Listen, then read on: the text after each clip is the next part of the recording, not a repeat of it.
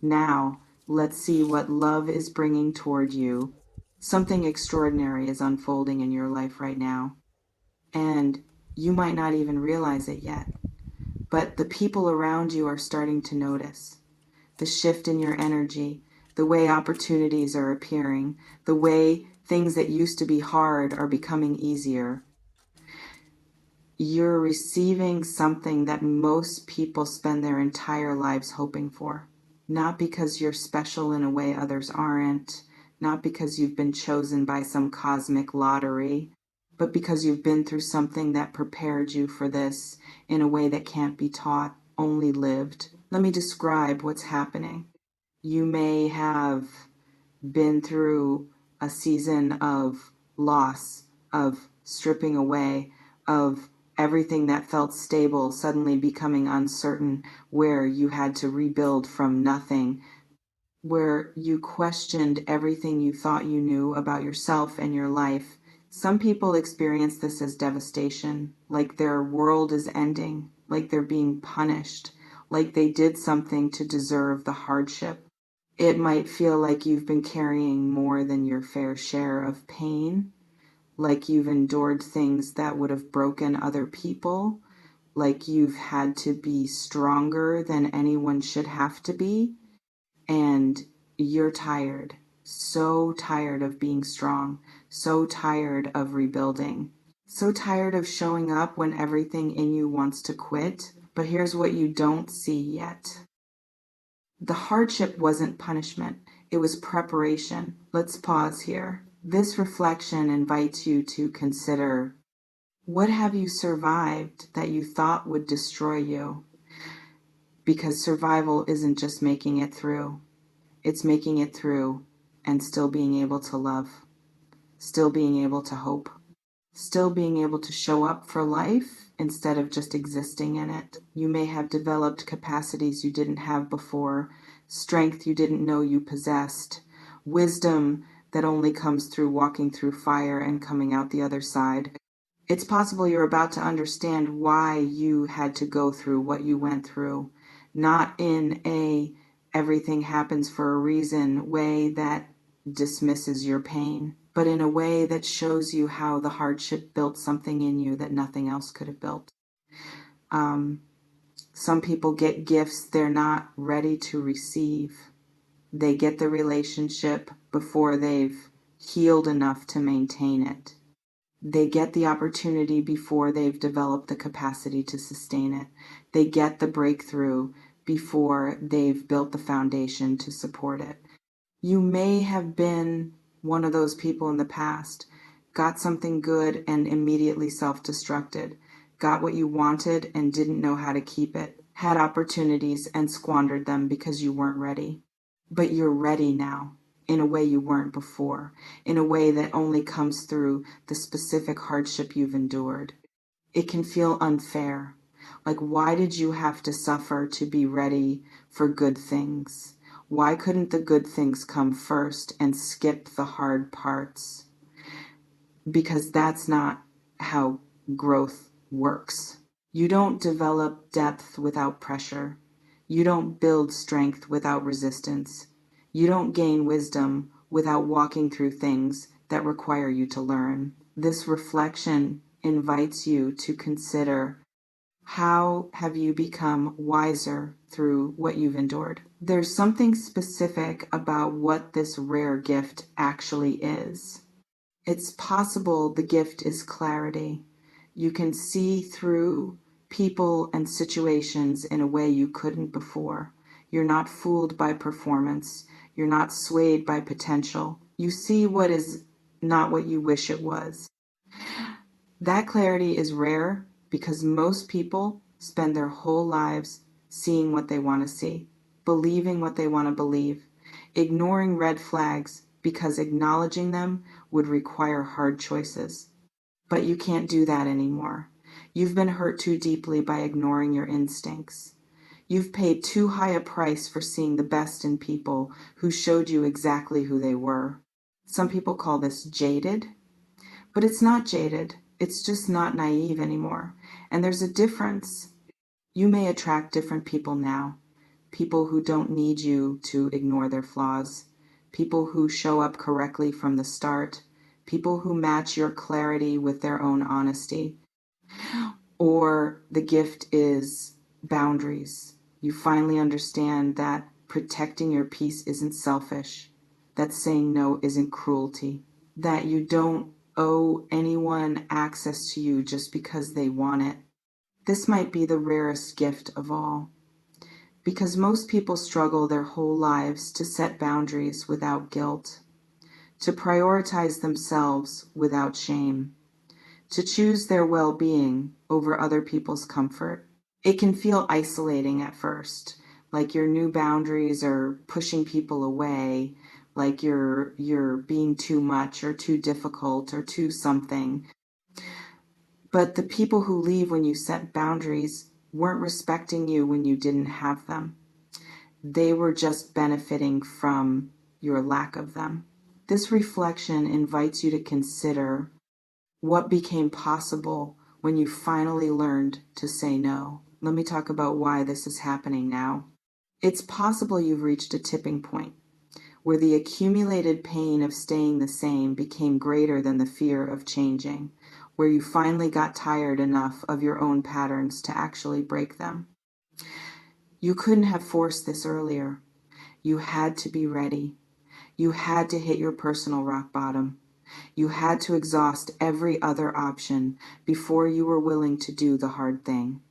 And the hard thing, it's usually letting go of people who aren't good for you, of situations that drain you, of versions of yourself that no longer serve who you're becoming.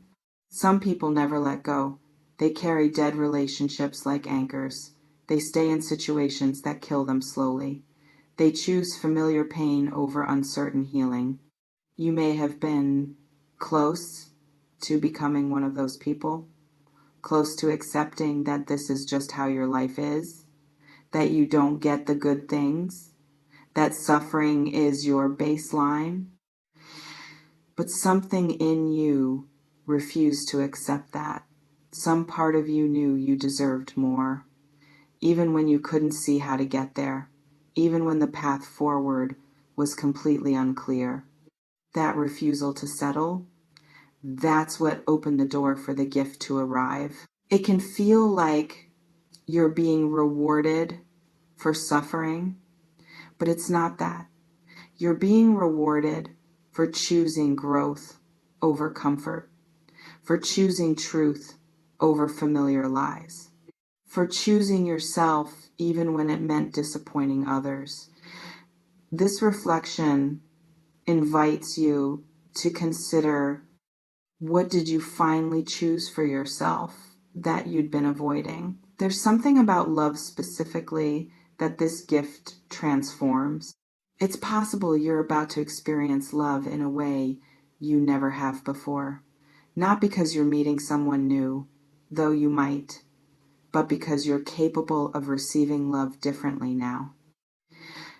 You used to attract from wounds, from the part of you that needed validation, that needed someone to prove you were worthy, that needed someone to fill the holes you had. And wounded attraction brings wounded people. People who need you to be broken so they can fix you, or people who are broken and need you to save them, or people who can't handle your wholeness so they work to diminish it. Some people spend their entire lives in those dynamics, wondering why they keep attracting the same kind of person, why every relationship has the same problems with different faces. You may have finally broken that cycle, not because you worked on yourself in a self-help book kind of way, but because the pain of the pattern finally exceeded your tolerance for it.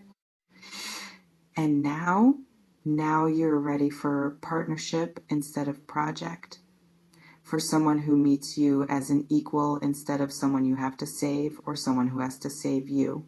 This is rare. Most people never get here. They stay in the wounded dynamics. They accept love that hurts. They confuse intensity with intimacy. They settle for familiarity over health. It can feel strange to be attracted to stability when you're used to chaos, to be drawn to someone who's consistent when you're used to drama, to want peace when you're conditioned to expect war. But strange doesn't mean wrong. Strange might just mean healthy.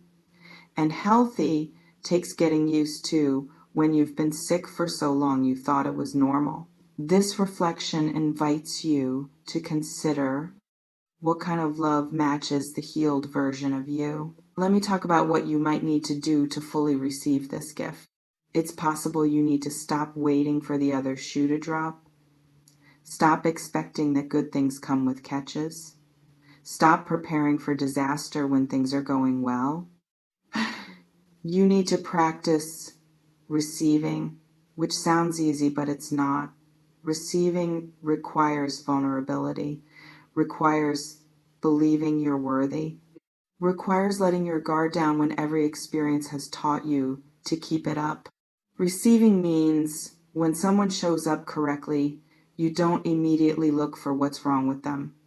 You don't create tests they have to pass. You don't sabotage because healthy feels unfamiliar. Some people are so afraid of being hurt again that they reject good things before good things can reject them. They create problems that don't exist. They push away people who are treating them well. They choose familiar pain over uncertain joy. You may be tempted to do this, to protect yourself from potential future pain by rejecting present good, to stay guarded because being open didn't work out before. But staying closed doesn't protect you. It just guarantees you stay alone.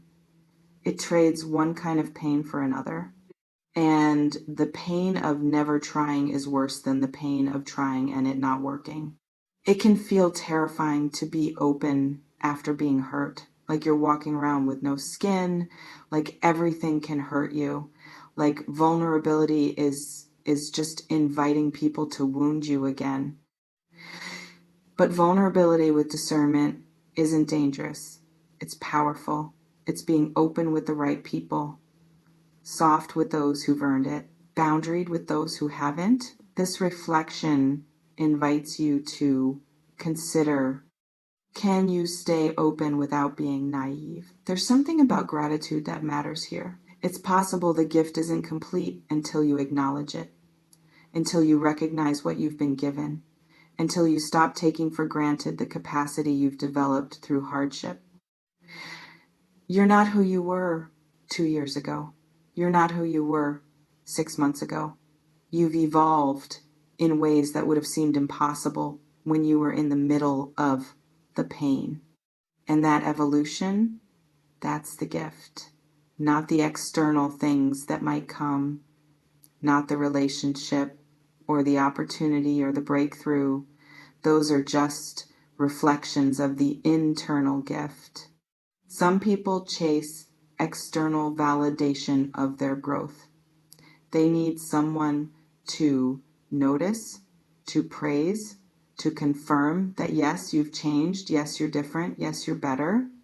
You may have been seeking that validation, wanting someone to see how far you've come, to acknowledge the work, to witness the transformation. But you don't need external confirmation. You know what you've survived. You know what you've overcome. You know who you've become in the process. That knowing is enough. That's the foundation everything else builds on. It can feel lonely when people don't see your growth, when they still treat you like the old version, when they don't recognize that you're not the same person anymore. But their recognition isn't required for your evolution to be real. You've changed whether people notice or not. You've grown whether anyone validates it or not. This reflection invites you to consider, what are you grateful for about who you've become? Let me talk about what comes next. It's possible this gift comes with responsibility. With capacity comes expectation, not from others, from yourself.